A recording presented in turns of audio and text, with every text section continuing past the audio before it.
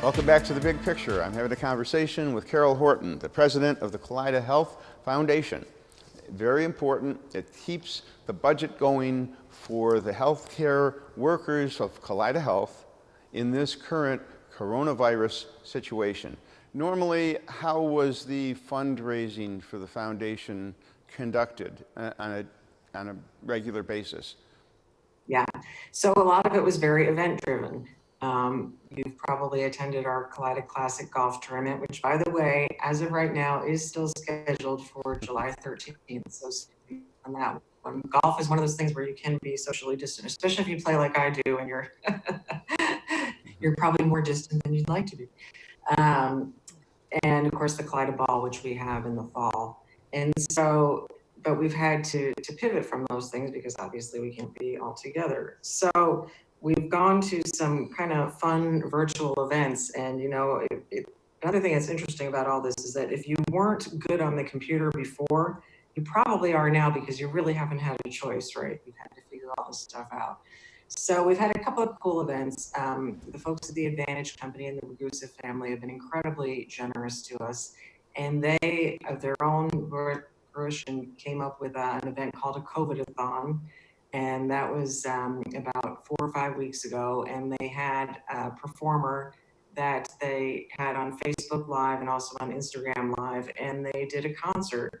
And then attached to that on the screen, you could see different items, auction items that you could bid on the way we normally see at so many of these live events. So that was really wonderful. We raised $26,000 from that. People were incredibly generous.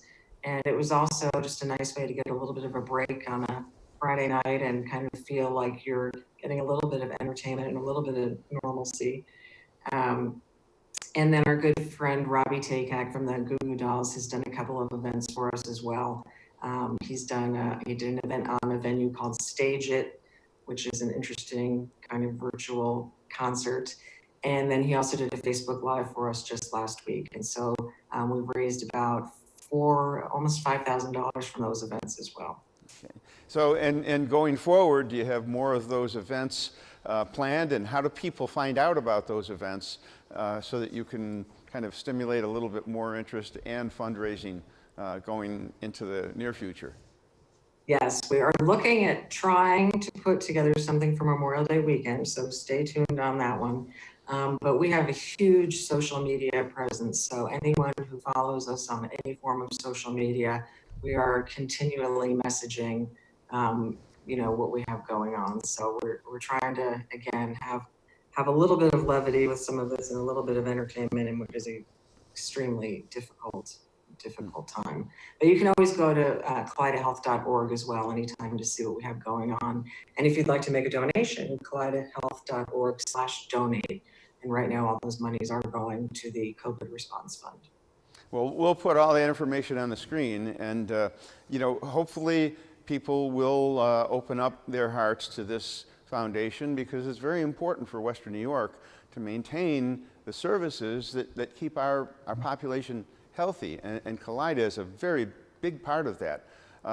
In the current circumstances, has the level of funding gone down because everybody has been kind of locked up and people are out of work, and the area is hit. I mean, the entire country has been hit economically. Right. Has that been affecting the overall efforts? It has not, actually, which is quite amazing considering how difficult an economic time this has been for so many Western New Yorkers. But the people who are able have really stepped up and have been extremely generous.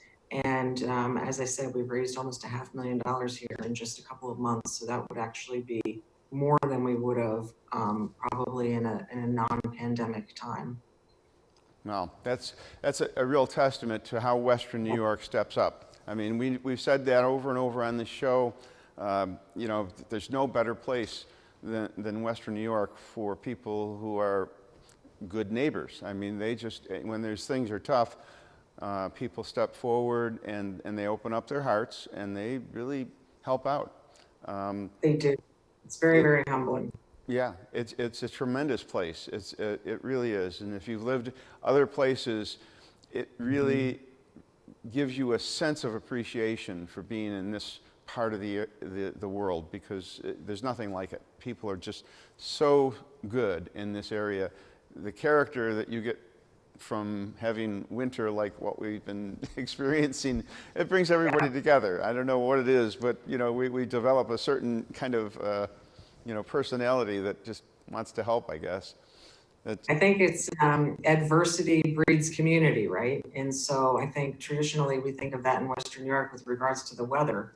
But holy cow, now when you talk about a kind of adversity, the likes of which we've never seen before, it really does build community. And I've lived all over the country, and I think we've had this conversation too, but I've never lived anywhere with nicer, more generous people than in Western New York. One more question, the protective gear that the workers need, that is part of what the foundation is doing now in helping the workers, not just with lodging and food, but you're providing the personal protective equipment as well, right? Part of that equation? We are supporting some of it. I mean, obviously, it's important for people to know that Kaleida Health would make sure that all of our workers had the PPE they needed, regardless of whether or not the foundation existed. The foremost thing is the safety of all of our healthcare providers. But those things do cost money, obviously. So we have been able to provide some support for those things. And we've also been involved with some donations. For instance,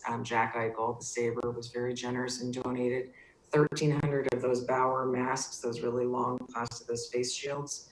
So that was really awesome of him.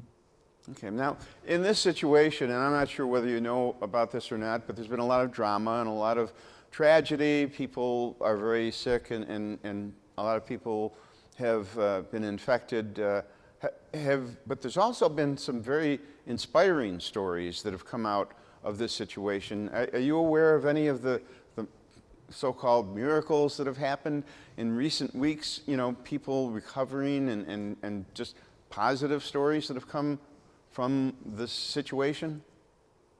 I mean, I do know that we have had a couple of patients that we thought were in a very, very dire situation who have come back and been released and, got to go and see from a distance anyway, socially distant, their friends and family again. So, obviously that I have heard secondhand through various healthcare workers has just been really, really moving to them, because it's such an intense emotional time. And then obviously you develop a bond with your patients, and then to be able to see them leave the hospital recovered is obviously something that's, you don't forget. Well, those are the things that kind of bring us hope, and those are the things that we live for, is the positive outcomes and the potential for the good that comes out of these situations. And it's important to know that most of the outcomes are positive, right? I mean, let's focus on that. Most folks do recover. Yes. So we need to focus on that as well. Now, we're running out of time now, so just to wrap it up, tell me again, and we will put this up on the screen, but how can people out there who are watching reach out and help financially and any other way that you can suggest? How can they help to make this a little bit easier for the foundation and for the healthcare workers in Western New York? Yep, if folks could go to kaleidahealth.org/donate, that's the way that they could make a financial contribution. Another thing they could do is if they wanted to support a meal for our frontline workers, they could make the donation there, and then send us a note. All of our information is on the website. Send us an email, and we could work with a local restaurant to help facilitate a meal for our healthcare workers. Well, Carol, it's always a pleasure to talk to you. Carol Horton, president of the Kaleida Health Foundation, and we will check back in with you as this situation continues. I want to thank you for being the guest on The Big Picture this week. Carol, thanks again for everything that you do, and we'll check in again with you later. And I want to thank all the viewers for watching The Big Picture. Thank you for watching, as always, WBBZ-TV. We appreciate it. This is your local TV station, and we will see you next time on The Big Picture.